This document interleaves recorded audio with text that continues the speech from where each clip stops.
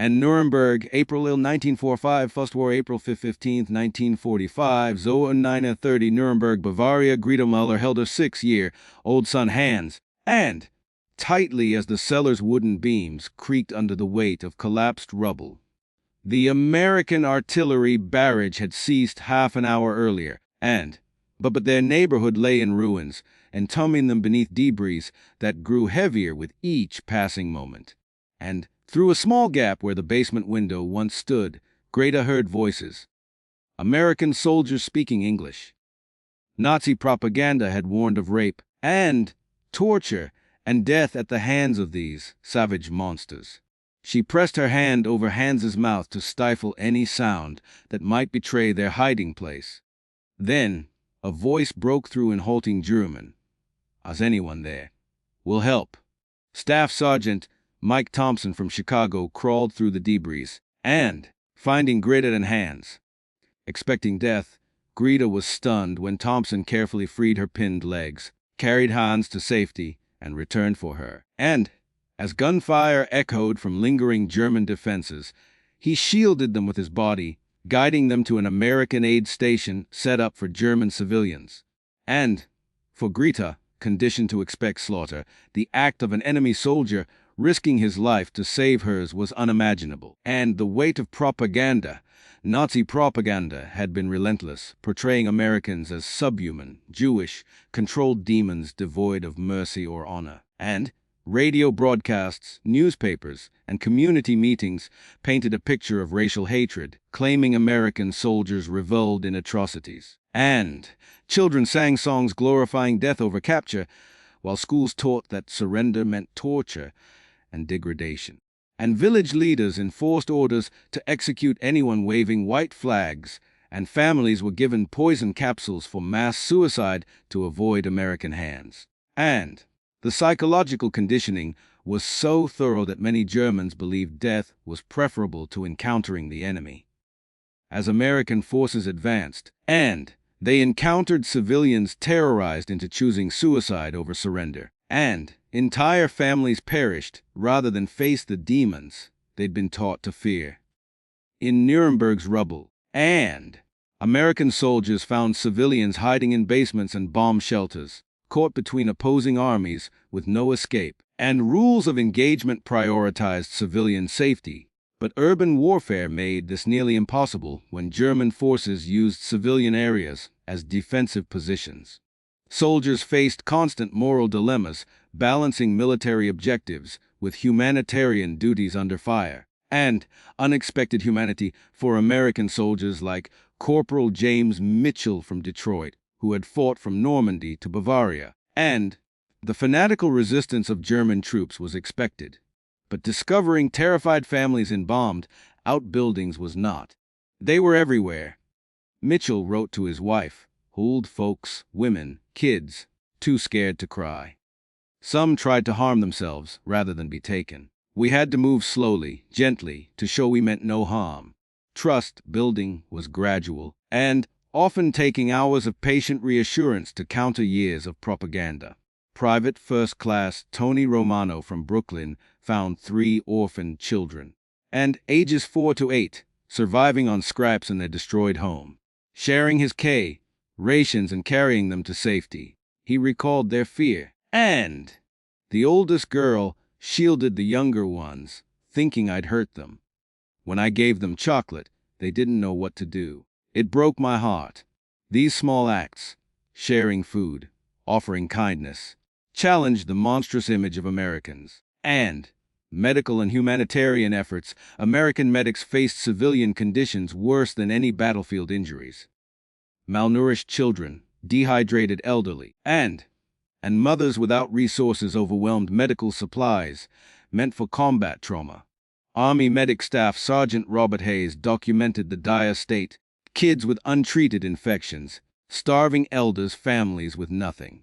We gave what we had: water, food, and medicine, but they'd been suffering for weeks. Captain William Sterling, an Army doctor, and set up a civilian medical station in a damaged Nuremberg hospital, treating Germans alongside American wounded. Shockingly, and Nazi records revealed that American PIDOs had been denied care, and yet Sterling's team provided better treatment to German civilians than the Nazis had to captured Americans. Simple gestures, offering water, sharing rations, bridged language barriers. German-speaking American soldiers, like Sergeant Fritz Mummüller from Pennsylvania, became vital intermediaries, and Mummüller, whose grandparents were German immigrants, challenged civilian assumptions about America. And they couldn't believe Germans lived freely in America, he said. When they learned my cousin was fighting for the Wehrmacht, yet I was helping them, and it shattered their worldview. Children, as Bridges' children, with their curiosity and resilience, often accepted American kindness first, and influencing their families. 7-year-old Emma Weber, hiding in a church basement, was terrified until Private Eddie Rodriguez offered her chocolate.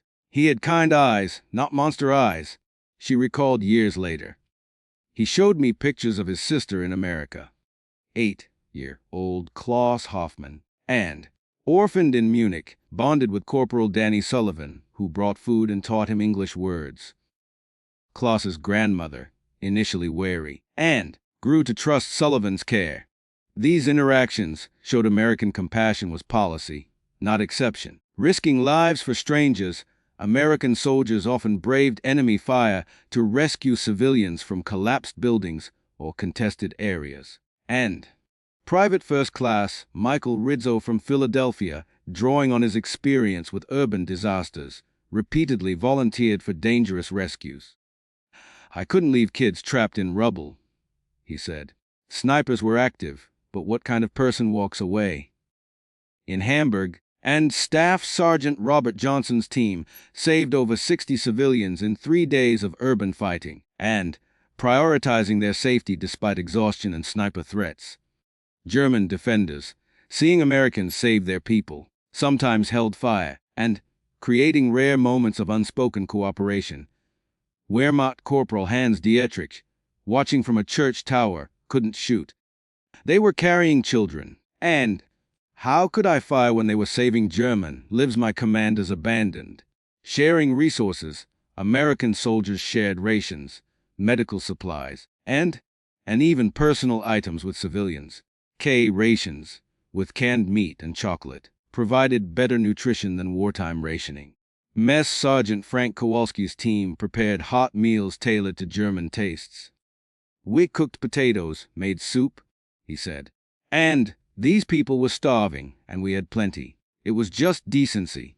Private Tommy Martinez gave his blanket to an elderly woman, saying, "She reminded me of my grandmother."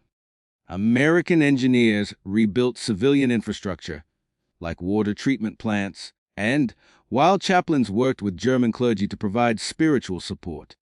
In one shocking discovery, engineers found a hospital basement where Nazi doctors had experimented on prisoners. Yet, they continued rebuilding it for German civilians, and a stark contrast to Nazi cruelty. Rebuilding lives and trust, American units set up temporary schools for German children, offering stability and education. And Lieutenant Sarah Thompson, a former teacher, ran programs for 200 children in Frankfurt, blending academics with trauma support. And they'd seen their world collapse, she said, but they grabbed onto learning like a lifeline. Surprisingly, and some children knew American culture, states, baseball, jazz, having secretly defied Nazi bans, creating unexpected cultural connections. And a lasting transformation, the cumulative effect of American compassion transformed civilian attitudes. Maria Hoffman, a Bavarian widow, and moved from fear to gratitude as Americans provided food and medicine. They were just young men trying to do right, she said, and these bonds laid foundations for post-war reconciliation. Private Robert Johnson's rescue of the Schultz family in Munich led to a decades-long friendship. When he visited in 1950, their daughter Maria, inspired by his kindness, was training to teach and bridge German, American divides. American humanitarianism achieved strategic goals, fostering cooperation that aided occupation and reconstruction. General Omar Bradley noted, And every family we helped became meant for American values. Their kindness won the peace. For Greetum Emile, and the war's end brought a profound realization. I thought Americans were demons. Instead, they saved us, gave us hope. And how do you reconcile that with everything you believed? The compassion of American soldiers, risking their lives for their former enemies, and proved that humanity could transcend war's hatred. Their actions sowed seeds of peace, and turning enemies into friends and building a future from the ashes of conflict.